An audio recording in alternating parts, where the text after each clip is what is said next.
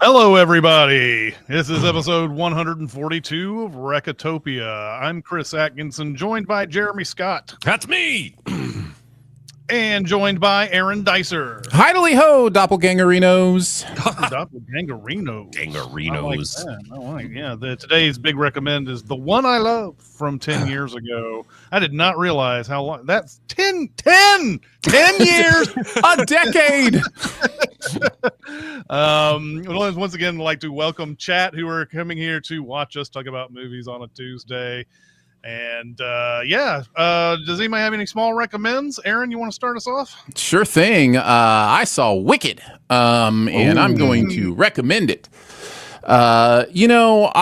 Listen, there are just some movies that you go to and you just feel in sync with and you're just going to love. Like, I couldn't see straight, 30 minutes into this movie. I was just in heaven. And part of that has to do with my love of Broadway theater, my love of musicals.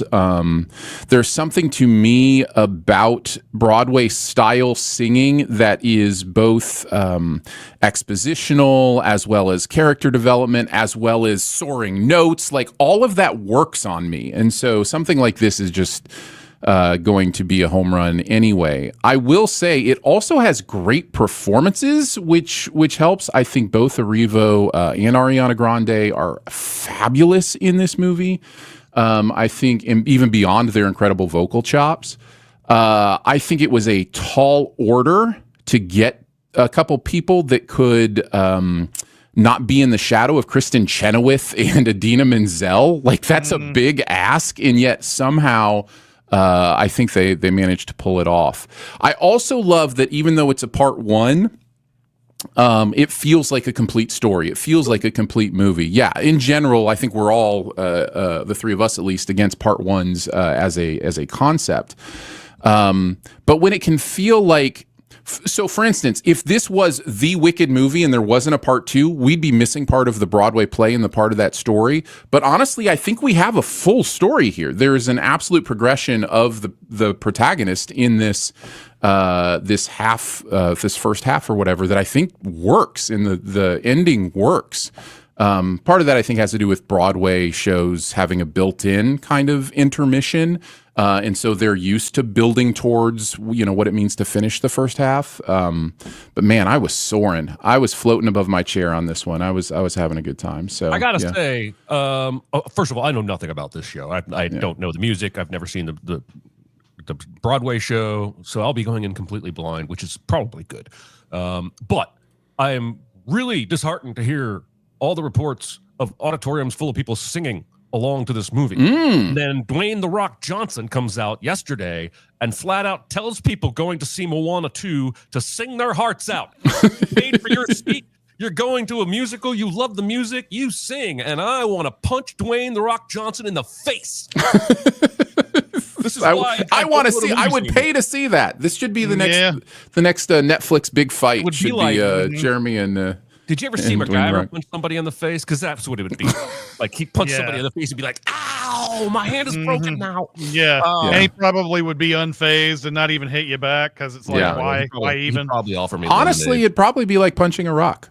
Anyway, don't sing in an auditorium full of strangers, people. But yeah, this movie I agree. Like it's great reviews. So I watched this in an auditorium where people were not singing. So, mine either. Nobody was singing at my auditorium. I think that's possibly an overblown thing. That that maybe a few auditoriums out in the world there's people singing, but it's probably not the norm. I'm going to assume. I hope so.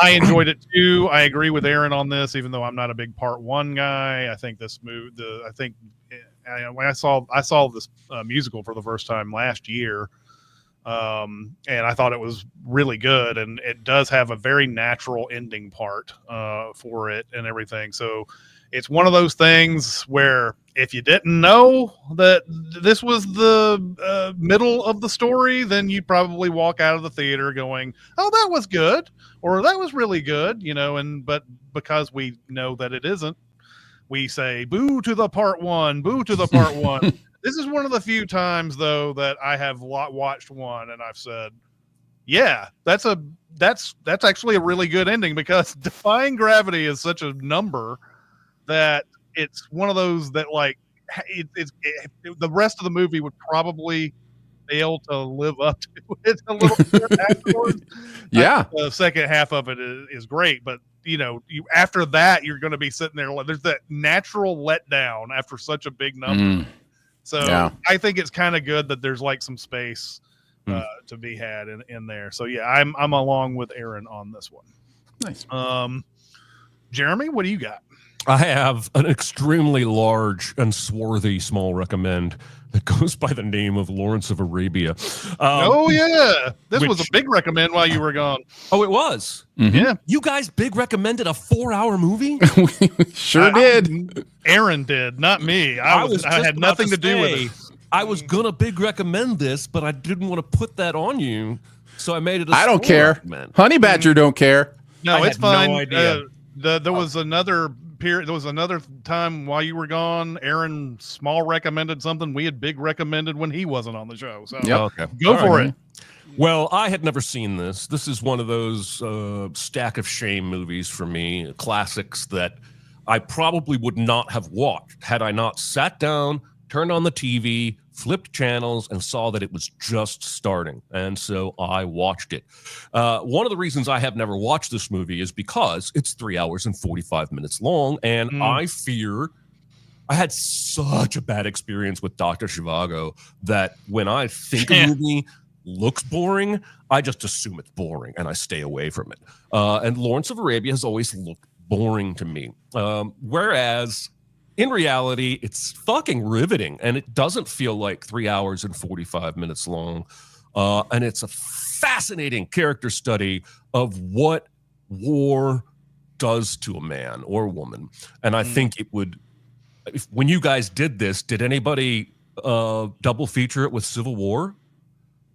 I'm not sure if Civil War was out then or not, but I don't think so. I kept thinking about Civil War while I was watching this movie because the themes are very similar to me and what war does to an individual, how it changes them in a way that they can't recover from. Like by the end, Lawrence realizes he's become a bloodthirsty monster, but he can't change it.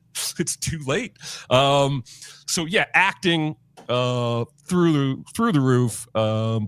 What sounds boring, a trek across the desert a couple different times, ends up being really, really engaging. And yeah, it's called a stack of shame because sometimes when you watch these things, you realize, oh, shame on me for not having gotten to this sooner. So it's on Max right now if you want to watch it.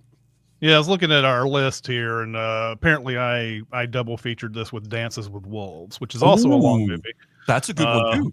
But yeah, that's where I went with this because yeah, it's one of those where you have the white guy who goes native or whatever, right, and all that type of stuff, and so like that was what.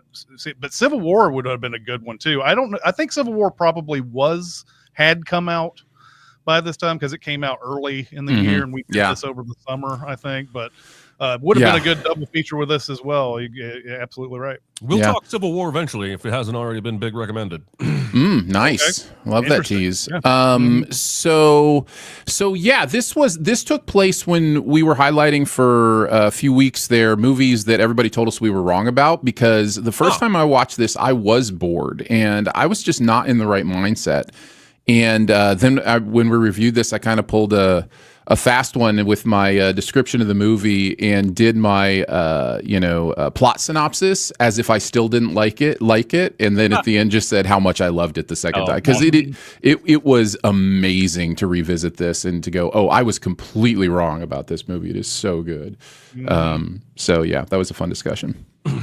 Yeah, and Lawrence of Arabia is one of those that I feel like gets better and better every time I watch it. I've seen it like 3 or 4 times now, and especially now that there's like the big 4K beautiful edition of it and everything. It's just like the cinematography in that movie is so unreal. Yep. So all right, mine is not nearly as grand and epic. It's kind of weird to start to small recommend this one, but mine is My Old Ass, the movie starring Aubrey Plaza and mainly Maisie Stella, who was best known for Nashville before this, but this was directed by Megan Park, who did The Fallout. I know a lot of you know The Fallout. Oh yeah. And but this is a sort of a coming of age story, although a lot of some of the coming of age tropes have been like written out of this, which I really enjoyed. This is about a girl over the summer it's approaching towards the end of the summer, and she's about to go to college, and so she wants to have a fun time and everything, and so like she and her friends go off to some secluded place to do mushrooms, and they do the mushrooms, and suddenly she is confronted with her older 39-year-old self, who proves that she's her 39-year-old self by some various things that only she would know and everything like that. And by the end, and Aubrey Plaza ends up telling her, don't fall in love with Chad. Don't do anything involving a guy named Chad. And of course, she runs into Chad the next day. I would think don't do anything with Chad is good advice for everyone, right? Yeah, but you haven't seen this Chad. This Chad is so lovable and so cool, and so like, you know, like you're all gonna fall in love with Chad in this as well. Another kind of a star making performance from Percy Hines White, who plays Chad in this one, but it's about her meeting him and sort of falling in love with him, and there's a sort of crazy thing that happens where she's able to still talk. Like she thinks it's kind of a mushroom hallucination, and then she's able to kind of communicate via her cell phone to her old ass throughout the whole thing. And they keep on like sort of like having, you know, her younger self is finding out about our old self and trying to figure out like, is that something that I want to do? And the old self is always giving her advice about what to do as her young self. And one thing I like about this movie is that it's not one of those where they give this virginal character like, you know, like, oh, she's having sex for the first time or whatever like that. No, this girl fucks, man. This is one of those things where it's like no apologies. She like at the very beginning, she's attracted to this woman at the beginning who's going to be like, who's going to leave for the summer or whatever like that. She has a summer job, and she's like, I want to tell that girl that I love her. And like immediately the next day they're like having sex on a boat. And it's like, yeah, man, like a lot of times these coming of age movies, they make it a big deal about, oh, that's their first time or they've never done this before and all that. Not this movie. This movie's like, no, she's already engaged in sexual activity. Let's not make that a big deal. And so that's what this movie does. And so I really enjoyed that part of it. Anyway, this is a really good movie. I was surprised actually at how good this was. I thought this was going to be kind of a everyday indie movie that we've seen before. And I really enjoyed it. So I thought it was good. I tell you what, all you had to tell me was that it was from the woman that made Fallout, and that sold me completely because I love that movie. So yeah, this goes up the list immediately. I'm on the same page. I was surprised how much I loved this movie. This is one of my favorites this year. It is. The performances are great, and that's going to be a huge part of it. I just wasn't expecting it to go some of the places it went, and it made me think about some things, and I really appreciated this. Without getting too much into detail, I will say makes an interesting double feature with the movie Arrival. I think they would work well together. I was thinking of Arrival exactly the same time. I was thinking that exact same thing watching this movie. I was like, this would be a beautiful Arrival double feature. Yep, absolutely. So just the look on Jeremy's face. Okay. Hey, did that move it down the list or up the list? The synopsis of the older person telling the younger person what they should and should not do should tell you. No, okay.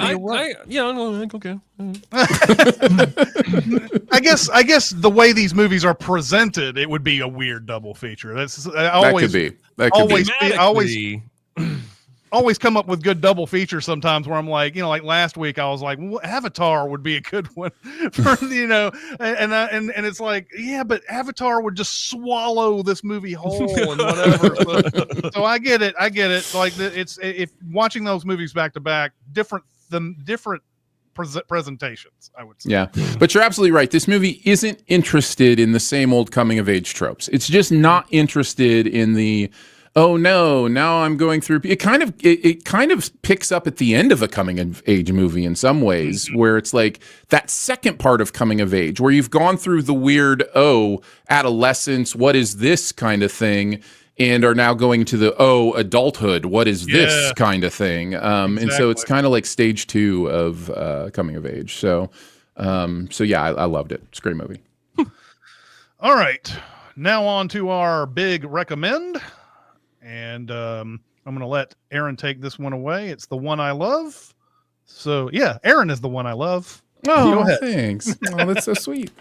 The one I love is the 2014, 10 years ago film starring Mark Duplass and Elizabeth Moss that you've likely never heard of, even though it made over $500,000 at the box office. $500,000, guys. $500,000. So who knows? The movie starts with some marriage therapy narration. From Ethan, played by Duplass, talking about the night he and Sophie, played by Moss, met. They apparently fell in love by ditching a party to trespass swim in someone's pool, and that's how marriages are made.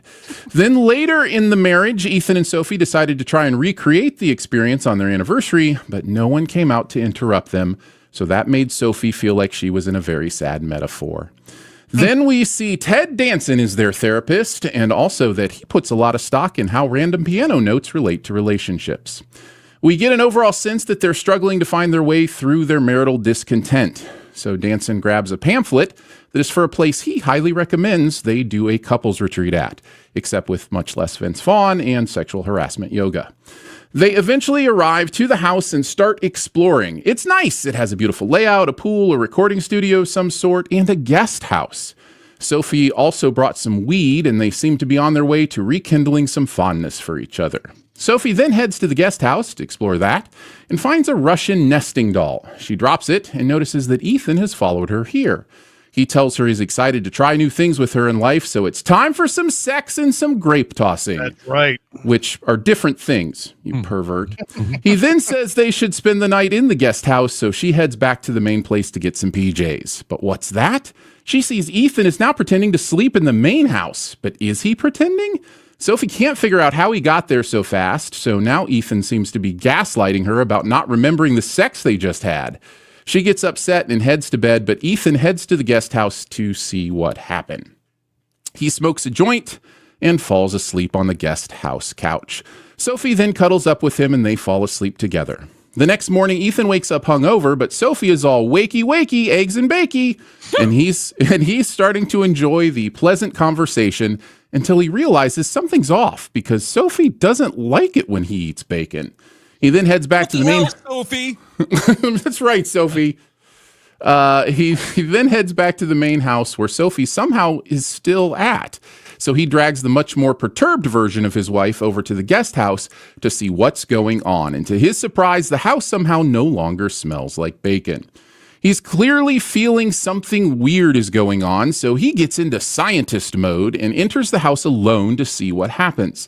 And lo and behold, Sophie is now showering and needs a towel. He runs back outside to tell Sophie, and she clearly thinks he's lost his mind. But when she goes back in, Ethan is doing sit-ups on the floor and not wearing his glasses, which he may have mentioned earlier was a total turn-on for her. She seems to be taking a bit more time in the magic guest house than Ethan, so he decides to go in after her and realizes that the magic also apparently locks the doors and makes the glass impervious to rocks. Sophie finally comes out and the freaked out couple packs up and leaves, of course. The end, movie over. Yep. Nope. They stop for some non-bacon breakfast, and Sophie plays Jack to Ethan's Kate and says they have to go back. Jesus. She convinces him that maybe this is part of the growth, and so they head back to the magic house of bacon. Ethan takes the first crack at it and goes into detective mode again, asking questions and coming to the conclusion that Sophie 2, or Fofi, as I now have dubbed her, believes she is Sophie. When he tells Sophie 1 this, she doesn't want him to spoil the magic trick, so they decide maybe it's time for some rules. Rule number 1, no sex. Rule number 2, no spying. Rule number 3, be honest. And finally, rule number 4, if either person says they're uncomfortable and wants to leave, they will leave. So now it's Sophie's turn for her 15 minutes in heaven. So Ethan sets his phone timer and she goes in to see Ethan 2, who will now be E-Twin, listening to classical music and painting a portrait of her that she thinks is a little severe. Ethan 1 sees that 17 minutes have gone by and is clearly getting nervous. Meanwhile, Sophie 1 and E-Twin are bonding over cocktails and the ability to call each other the B word. Ethan 1 is now at 22 minutes, so he can't help but break the spying rule and sees E-Twin giving her a massage. He gets caught, and after some light arguing, they get some dinner and talk about how E-Twin is funny and has more beachy hair. After retiring for the evening, Ethan says he's going to take his session, but instead, he plants his phone in recording mode in the guest house to see what Sophie is up to. The next day, Sophie and E-Twin are having some deep philosophical Matroska conversations, but they're unrecorded on Ethan's phone because apparently Fofi found it and is now just all static on the phone.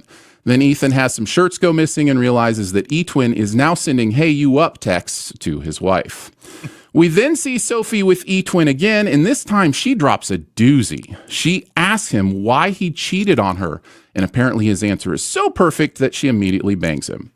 Later, Ethan is hanging out in the orange grove and gets a series of voicemails from friends and family that he is apparently calling them and asking for personal info at all hours of the night. Ethan is understandably freaked out, but has one more experiment in his bag of tricks. He fakes going out to the store, but then runs back to the guest house to enter it at the same time as Sophie so he can pretend to be E-Twin. When he does, he realizes that Sophie has been connecting deeply to E-Twin in a wide variety of ways. So sad Ethan takes it out on Fofi and tells her that she's a fake, but Fofi seems convinced there's something deeper going on than just this weekend. Later, Sophie heads out for some more personal time with E-Twin, but seems a little curious about his clothing choices. No matter, they start to make out and are rudely interrupted by the actual Ethan pounding on the door. But E-Twin has now disappeared, and all that's left is Sophie's declaration that she's decided to stay with E-Twin instead of Ethan. They argue all the way into the house before realizing that E-Twin and Fofi are now sitting together with them in the main house, and it's time for a four-way conversation. Ethan gets cleaned up for dinner, and a conversation starts about whether it's easier to buy an aardvark or a gorilla, and how electricity freaks animals out, or something. The whole thing is supposed to help Ethan and Sophie just accept that this is real, like totally real, and they should just go with it. A bit later, the two S's have a pleasant conversation until it isn't anymore, and S2 shows that fake kitties got claws. The night progresses onto some very boring and oversimplified 5-card draw, and then, with who knows how many Skittles on the line, things get heated up as E-Twin spills the beans that it was actually Ethan Prime who snuck into the guest house yesterday for some recreational friction. This somehow and also of course hurts Sophie so much she requires him to sleep elsewhere. Ethan then calls the therapist and leaves a message thanking him for this nightmare before spotting Chekhov's recording studio again. So he pops in to see what's going on in there. Turns out there's all sorts of folders in that computer of different couples who seem to be learning about themselves. He then finds the Ethan and Sophie file and a couple who are somehow transforming their voice to sound like him and his wife. And not only that, he and Sophie's review and picture are already up on the guest house guest book. So what is going on? Ethan is now locked inside the guest house and can do nothing about it. The next morning, Fofi drops by to spill all of the tea and let him know that she and E-Twin are actually trying to split them up so that they can leave together, but that E-Twin has accidentally fallen in love with Sophia Prime, and only 2 people get to leave, and that at night it might now be E2S1 instead of S2E2. And now I just wish the couple had been named Ruth and Dave instead, because that would have been a really funny Star Wars joke just now. Anyhow, while Fofi, who is now dressed the same as Sophie, stalls E-Twin by pretending to be Sophie, Ethan sneaks a conversation with the real Sophie for one last heartfelt plea to stay together. And it must have worked, because when E-Twin breaks in for a little same versus same finale fighting and asks Sophie Prime to leave with him, she doesn't. So E-Twin makes a dash for the exit, but gets knocked out cold by sudden force field. Ethan then tells Sophie they need to leave, so she smiles, and they leave the mystical therapy house happier than ever. Sometime later, they are enjoying some morning laughs together when Sophie decides to make Ethan some breakfast, and then she says she's making bacon, leaving Ethan wondering if this is the same Sophie who is now willing to make him bacon, or if he brought home the new Sophie who had made him bacon before. Now resigned, he seems to know that whichever Sophie it is, he can be happy, knowing on any given day that he's only 1 degree of separation from having bacon. And that is the one I love. Chris, This Jeremy! fucking guy. Jesus Christ. What did you guys think of the movie? Go ahead, Jeremy. Oh, you bastard. I think I'm going to need more than 24 hours to tell you. Yeah. My initial instinct is that I didn't love it, although I liked a lot of things about it. It's also very weird to binge all of The Good Place with my wife for 2 weeks and then turn this movie on and see fucking Ted Danson's face. That was bizarre. I think it asks more questions than it answers, and I think that's probably why the people who dig it. I feel like it needs 1 or 2 more answers for me to really connect with it. But there's no question about, like, that's the fake Sophie at the end, right? Like, is there any doubt? Because let me see what I wrote here. I'd say I'm almost sure, but I don't think there's like proof. Like I could see somebody arguing because she's smiling at him while the other Sophie is looking down at the dead fake Ethan with a sad face. But the fake Sophie had just had revealed to her by the fake Ethan, God, this is complicated, that he loved the real Sophie more than her. So I don't think she would be sad that he's dead. I think she was devastated, and that's why she was able to look at the real Ethan and smile. Like, to me, I don't think there's any doubt, and maybe that's just my interpretation. But so, question: Did I miss evidence that he is dead? I thought he was just knocked out. Okay, knocked out or dead? No, I mean, okay. Because dead is different. Like if they know he's dead, that does change a little of the dynamic there at the end. No, I mean, assumed he was going to recover. I'm just saying, fake Sophie or Fofi, as you called her, yes, would have no reason to be upset that he's on the ground. Correct. Is angry at him. She should be fine with this. So that's why I thought it was pretty clear. But again, I think so too. Okay, good. Yeah, I mean, I would like to know what's happening. And I just don't think the movie gives me enough to formulate a theory about what's happening. Okay.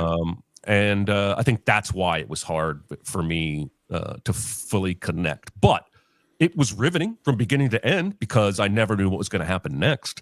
And I think the 2 performances, the 4 performances, I should say, by the 2 actors are incredible. So nice. Yeah, I mean, does this need 1 or 2 more questions answered, or 1 or 2 fewer questions answered? That's sort of where I'm at. Because I'm going to stay off right off the top. I enjoyed this movie, so anything negative that I say after this is just stuff that I was saying. This is what I would like to see more than what they gave me, but I was a little disappointed that they did explain the fact that there were couples that were coming here and then changing into the incoming couples and then breaking those couples up and then leaving afterwards and all that. I was not on board with that whole thing there. I think it's interesting. I just don't think it makes me enjoy the movie anymore.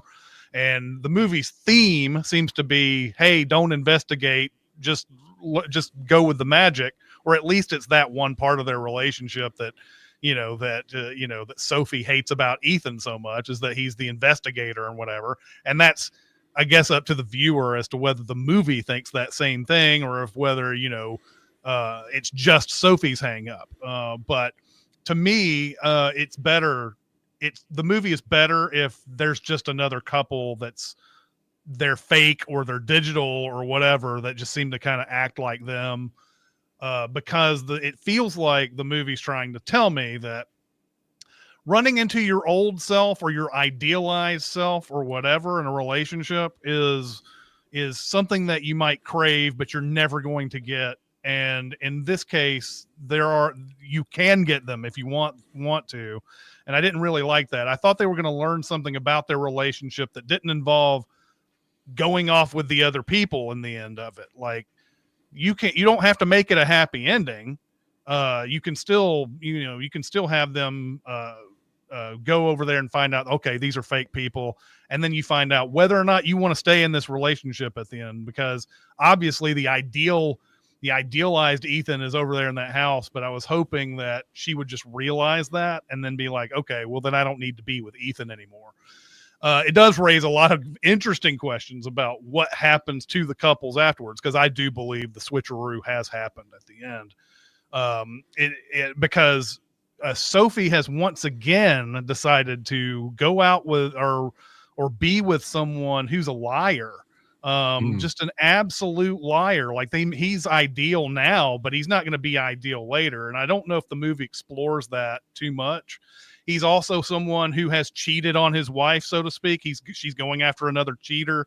That's something that maybe by the end of it, you're like, okay, I get it. That's what the movie was trying to tell me, but it feels like it needed to be explored just a little bit more too, by the end. So yeah, I enjoyed this movie. There's something, a good premise can hook you all the way through, and make a movie worthwhile by the end. But then sometimes you're like, I want to explore some things in here that I wish that the movie had more time to deal with. And from what I understand, a lot of this movie was improvised. Wow. There were like some parts in there that they wrote as sort of like an idea of what to say, but they improvised most of this movie. The director of this movie is Mary Steenburgen's son. And so like they're using Ted Danson and Mary Steenburgen's house for the filming of this, which I thought was really interesting throughout this whole thing. But one other thing about this movie that I would say is a negative is its depiction of physical space and the geography of this main house and the guest house. It's really hard to understand that Sophie goes into that guest house at the beginning. Yep. I know it's all dark. I know it's different from the guest house. The guest house has, they portray it a certain way. They open the door that goes into that living room and the couch is there. In the guest house, they open it up and they're like kind of in the kitchen and there's a stairway that goes up above it and all that. But if they're just being shot like a one head on a couch type of thing, you're like, where are they? Yeah. Who is this supposed to be right now? Is that Ethan 1 or Ethan 2? And I don't think the whole switcheroo thing, the whole confusion thing is supposed to happen until the very end of the movie. I don't think they ever mean for you to be confused during the movie who is who in that whole thing. So a lot of times I had a lot of trouble figuring out, how did he get over there? And didn't I just see, like, I had to rewind it and had to give the movie a benefit of the doubt when he goes over there to spy on her.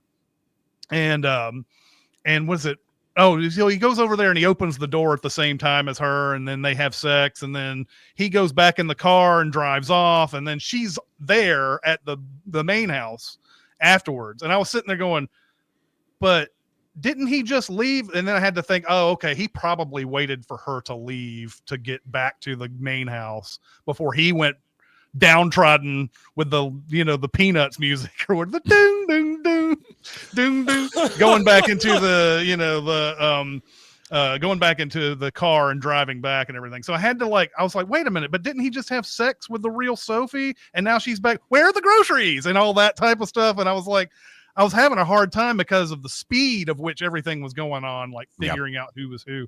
So that was another thing that I was having trouble with throughout the movie.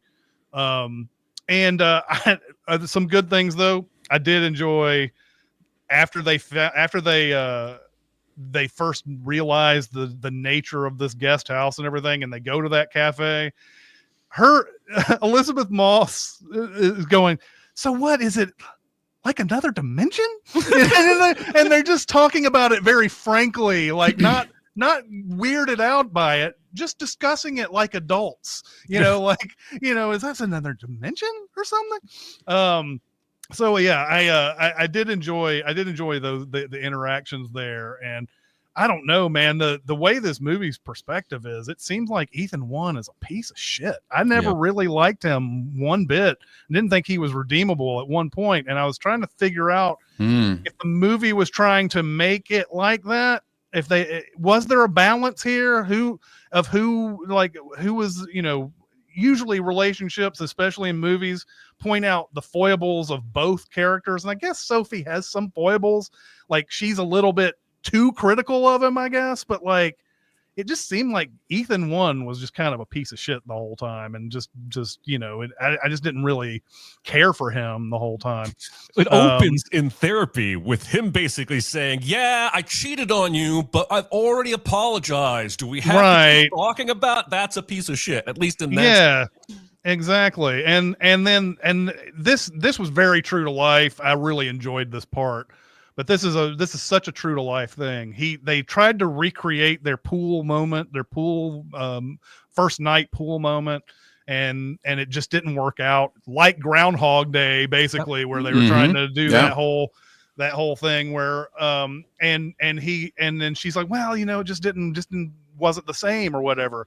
And this is such a true to life human reaction. And he's such an asshole when he does this. And he's like, okay, fine. I'm sorry. I tried to make a romantic moment. I won't take you to a pool again. Yeah. I'll never do that again, I guess. And she goes, don't be like that. And I was so glad she just said that one thing. And that was enough to fucking shut his ass down.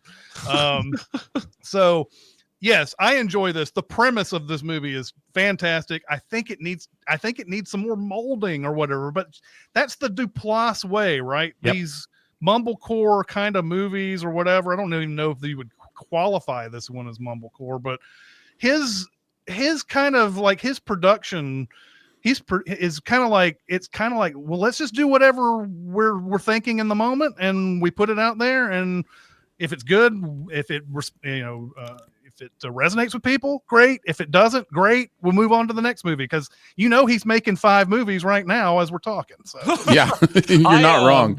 I want to touch on something that I think you were kind of hinting at or overtly saying, and I'm just going to use different words.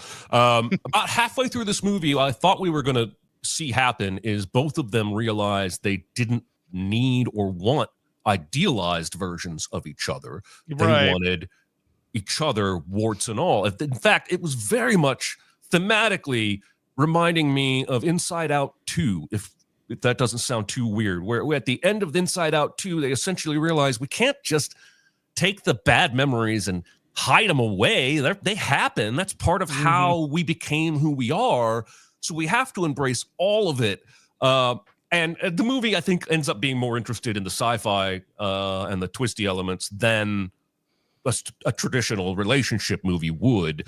So I was a little disappointed we didn't end up there, because I thought that's where we might be going. And it takes them for freaking ever to realize the doppelgangers are idealized versions of their partners. It takes them forever. It was really, really, really bothering me. Well, and that was the other thing too, was that there's not enough experimentation here for me either. Like, he throws that rock and it clearly, to me, hit the top of the door. It didn't hit the window. And I know why that is in real life. They didn't want to actually smash the freaking window, but he doesn't try it anymore after that one shot. And he's like, all right, done with that. Don't have to do that anywhere again. And when they go back, they don't try to go in at the same time. They just say, well, only one of us can go in at a time. So therefore that's what we're going to do with it now. And they don't try to like both enter at the same time or both explore the house together or anything like that. It's just kind of like, they just kind of like, sort of like, they already agree to the rules of the movie before they realize that what they really are. So like, there you go. Is there not a scene where they both go in the first? Like, I know it seems like she goes in, has her experience. He goes in, has his experience. And then they both try to go in together and nobody else is there. Is that not in there? Because the bacon smell is gone. Yeah. No. The bacon smell is gone. Oh, yeah. they do that. Yeah. So But they don't do that until after they've agreed to what they were going to do, though, right? No, that's right before that. He goes in. He's like the bacon smell is gone. And she's like, "What are you trying to say?" And then, "Oh no, and then they come out and go in separately again, see their doppelgangers in the shower, and then doing sit-ups, and then go have the conversation about what the rules are. Yeah, I think is how it goes. There still needs to be some experimentation there, though. I believe. Here is I want to talk for 3 hours. This is one of those movies that like I would love to have these conversations, and I know this we don't have but a few minutes to do it. But what I find interesting, and again, the reason a movie like this is going to appeal to me is, oftentimes when we'll review something, we'll spend a lot of time on, performances and script and, these things that make movies great. And in both of your responses were about the metaphors and the meanings, and is it a sci-fi world? Is it not a sci-fi world? What does the movie, like, those questions to me are really, like, I come out of a movie asking questions like that, I'm excited because the movie gets to live with me in a different way. So that's part of the reason I love this movie so much. I also disagree with some of the things that you're saying and agree with others. I actually think, to me, I like that the movie makes you waffle on whether it's real or sci-fi. It almost purposefully goes back and forth. Like you mentioned, The Rock not quite hitting the window, hitting the door. Was it a force field? Was it just that he didn't hit the window? Like, so it leaves things up in the air. And then it gives you this whole thing where now they're in the same room and it's like, oh, okay, it's just the real world. It's just that these are, there's some sort of cloning process that has happened to these people that's scientific and whatever. And now they're going to have conversations, and it's not really this metaphorical, idealized versions of themselves. It's actual other people who, have been transformed to be like them, which I think the movie is saying. And then he hits the force field, and you're like, well, wait, is that sci-fi? Like, what? Who's, is somebody watching and putting the force field up and only letting people leave, or is there something metaphorical going on here?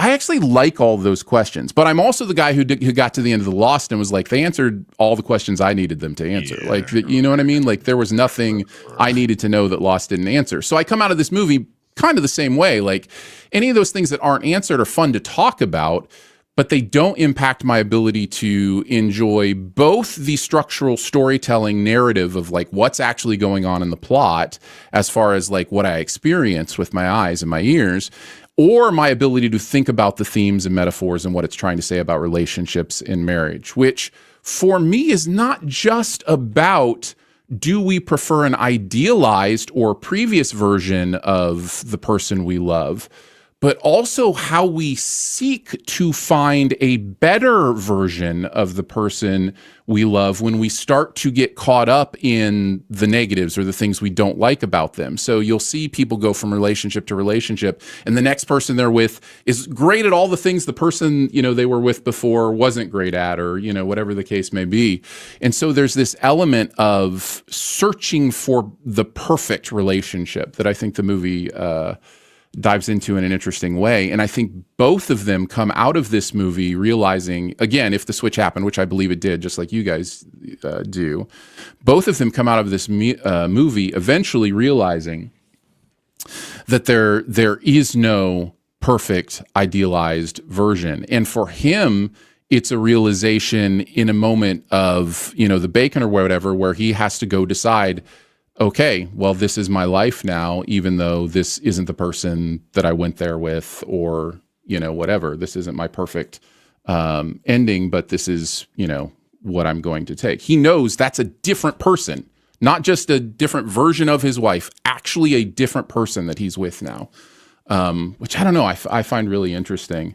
I will say, definitely going through it again, I noticed more of the setup that they're doing with, like you mentioned, the guest house and the main house. I think the stairs are what's supposed to clue us in mostly. I noticed there were lots of shots of the stairs anytime somebody would go into one house or the other. I don't think it's executed well, though. I think you're right. I think there is, especially first time through, some confusion about, okay, which house are they in? That kind of thing. I was never confused about who was, Ethan and E-Twin. Like the hair and the glasses, made that easy. But the Elizabeth Moss character was a little confusing to me, and contextually, I was able to figure it out the first time through. But I think that could have been done better as well. I think you're right about that. So yeah, I think it's a really rewarding rewatch. But I would never, like, if you didn't enjoy it enough to watch it again, then clearly don't. But like, I've already watched it again, by the way. Nice. I saw it twice because I think this is one of those movies. Like, after the first time, I was like, okay, now that I know the nature of what's going on here, I want to watch it with that in mind. So that's what I did. I watched it the second time, and like, okay, now I know everything that's going on. Even then, though, it was still hard to figure out who's going where and why and all that, and the Sophies being not too different throughout the whole movie is another big issue, because you're sitting there just kind of going, wait a minute, is this the one? Is that her? I can't remember who. Well, and of course it's plot driven, because they have to look the same at the end, right? Like it can't be something so obvious that Ethan knows which one he's going. So there's a there's a story reason, but yes, it is confusing. So no, I mean that's a plot reason at the end. It's not a plot reason for us during watching the movie while we're trying to figure out who's who in the story and everything. I understand, like, that's a thing for him at the end, and for us, because there's very little difference between the two. Even though I feel like there was a little bit of difference in hair as well, that if you looked close enough, it would tip you off at the end as well. But anyway, yeah, this is a very, very, very interesting movie, and it's gonna stay with me for sure. I'm always gonna be there's a lot of ideas in this movie that are, really, really fun to explore. So yeah, I had a couple of things I wanted to mention just that stood out to me this time through. One is every time I have watched this movie, I laugh so hard when they get back to the house. They see that the other two are now there with them in the house, and he turns to her and goes, "Is it weird for you now, Sophie?" It kills me every time. I don't know if it's the delivery on the line, what it is, like, because she had just said to him out by the pool or whatever, "I don't find it's not that weird to me," or whatever. Yeah. And they go in the house and they're both there. He just looks at her and goes, "Is it weird for you now, Sophie?" It just cracked me up. By the way, sorry to break in, but no, you're good. The poker scene is something that I wish more actual movies dealing with poker would do, and that is someone calling a big, huge bet with basically nothing in their hands, instead of this, like, boy, isn't James Bond such a great gambler that he had a straight flush while everybody else had full houses and stuff like that? And isn't he awesome at poker now? But like, this one is like, he actually went through and read the man and said, yeah, I've just got an ace. That's all I've got. I'm going to call. And he was right. Yeah. So love that. Anyway. I think one of the things we could talk about for a couple minutes eventually, here in a second, if you want to, is what we believe. Like you said, Jeremy, something like, I can't find the narrative, what actually is going on. I think there's some interesting discussion to have there. Some things I caught with Danson, the way he's talking about it at the beginning are really interesting. He uses very specific words, like, I've sent couples there to be renewed. This idea that he is some sort of, nefarious Saul-like, figure in the movie is interesting to me, that he's maybe like the big bad, like the villain that is trapping people in this mystery house he owns, built, found, whatever it might be, is a really interesting dynamic to me. In that first scene, and I wrote this down, I wasn't sure if it was an accident or on purpose, but he says it'll give you two a chance to reset the reset button. Mm-hmm. I thought was such strange phrasing. It almost has to be intentional. And the reset almost, is that hinting at the doppelgangers to come? Maybe. Or did Ted Danson just fuck up the line? No, I think that's exactly, because the whole thing is resetting. The whole situation is because the couple they've interacted with have already been reset, and now you're resetting that as well. So that's what I believe. Now the character may have fucked up by saying that, because that doesn't make sense if you have no context whatsoever. Right. But yeah, that's what I think that was intentional. So. I also really like that this movie gets going so fast. Within 15 minutes, we're in it. Like, there's not a lot of, backstory on this, backstory on that. So it is in 15 minutes. We have met them both at the therapy session. He sent them to the place. They're already there and they're already having the experience. Like, it's just, we're in it within 15 minutes, I think is a real good part of the movie. And of course, part of that is also how they're shooting this movie, which we've talked about. Like, the idea that this is a very svelte, movie shooting experience where they're trying to do a lot in a little time. Yeah. Let's see. I already mentioned that I like how it goes from mystical to non-mystical. The moment at the beginning is an interesting comparison to the rest of the movie, analogy for the rest of the movie, an idea of something being real the first time and fake the second time, and it just doesn't quite work. You try to recreate something and have an idealized version of something, but it doesn't quite work. Applies to the movie really well. I like that, and I couldn't help shaking the feeling at the beginning when they're first interacting with these people, that the way that these people are responding to their questions, their queries, those kind of things, is like an AI chatbot. I don't know if you've ever done like a chatbot or anything like that. And it's like, you ask them a tough question. It's like, well, let me ask you a question or whatever. It's like, yeah. So it reminded me a lot of that. I really like this movie. I think my personal story is that Ted Danson is the big bad, and that he is using this house for some sort of nefarious purposes. He's getting something out of it. And if nothing else, the business, but yeah. Yeah, that's what it is. He's able to tell people, hey, I'm the best marriage counselor in the world. And look at all the success stories that I have. And probably is able to charge a bunch for it as well.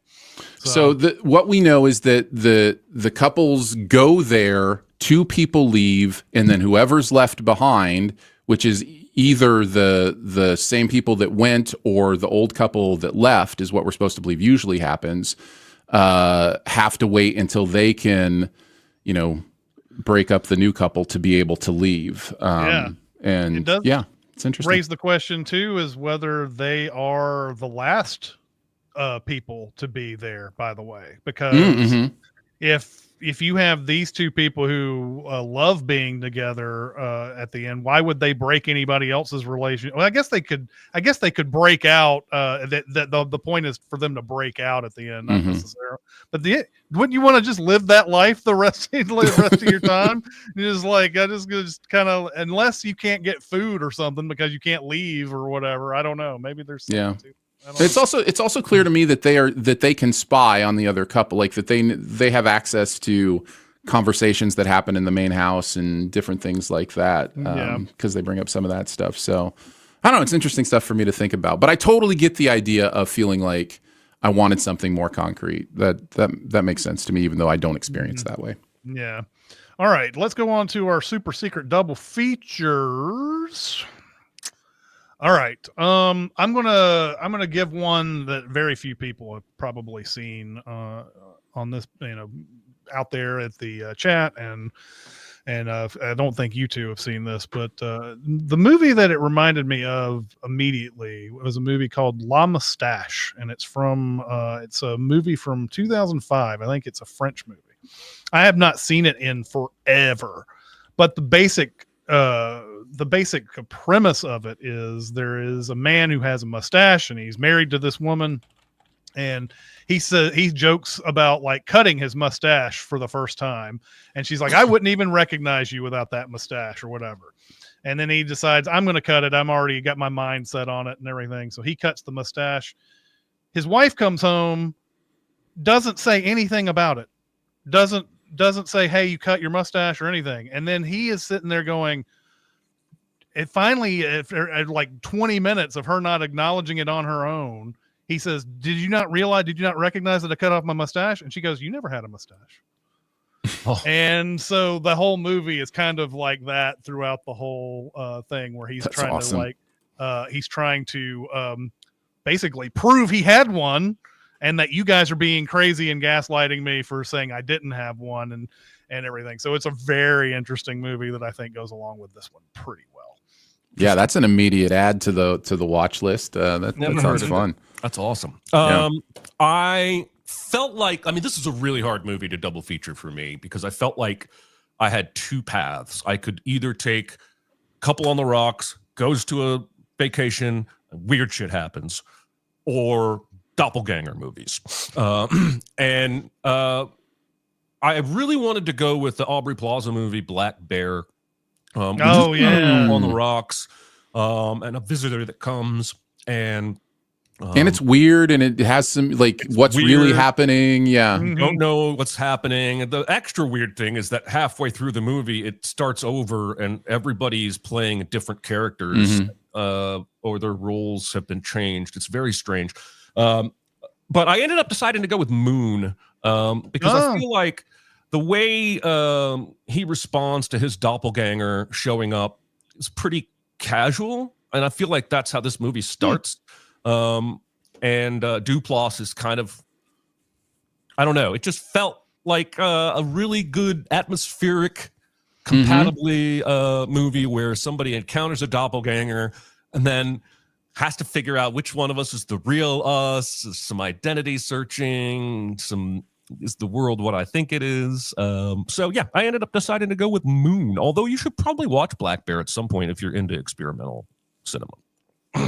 Yeah, I remember watching Black Bear, and I was that was a movie that I was very interested in the premise of. I don't know if I ended up liking the movie by the end of it, but I may give that another whirl at some point, because it is that type of movie where like maybe I should just give that another chance someday, because it's one of those where you're like, what the fuck was going on that whole time? Yeah, exactly.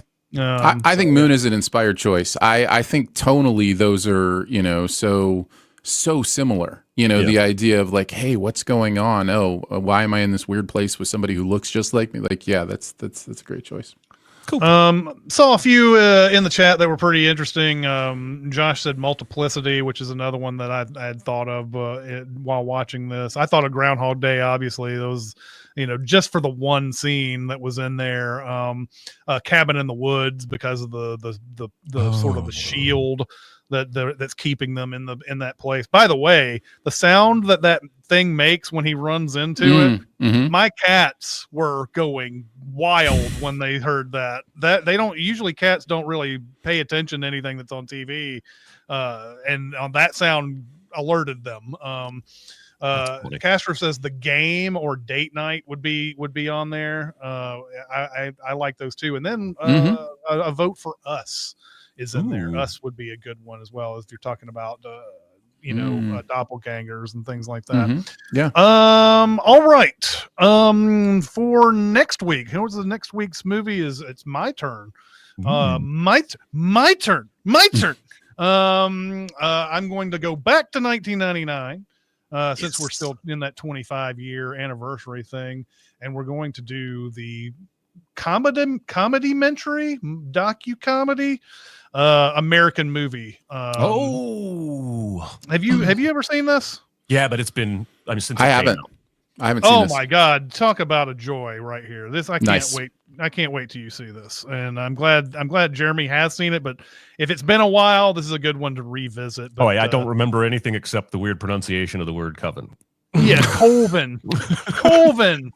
It focuses on filmmaker Mark Borchardt. He's a Wisconsin filmmaker who is at first he's trying to make a movie that he had abandoned years ago or whatever. I think that's what he shot some stuff, and then he decided, well, I don't have enough money to do that. Now I'm going to shoot this horror movie called Colvin, and so it follows him as he tries to make this movie and talk about some down home Midwestern characters you're going to meet when you're watching this one.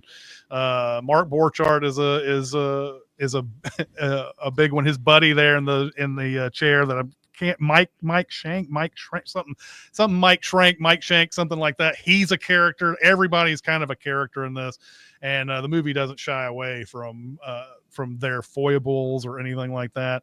If you ever get your hands on the DVD or whatever of this movie, I don't know if it's out there. I don't know. I may avoid saying what I was going to say because that might be a spoiler. So I will talk about that next week when we talk about American Movie. What I was going to say there. Cliffhanger. All right. So, all right, that's going to do it for this week. Once again, chat, thank you guys for coming out and bringing it again. My God, you guys had a good conversation going on there about the one I love, and you did, and we none of us broke out into the REM song during this whole time. I pat myself on the back for that, as you should. Absolutely. So, but that's going to do it for this week. Next week is American Movie, and we will see you next time. See ya. Goodbye. I got a wallet. I got a wallet. Did you bring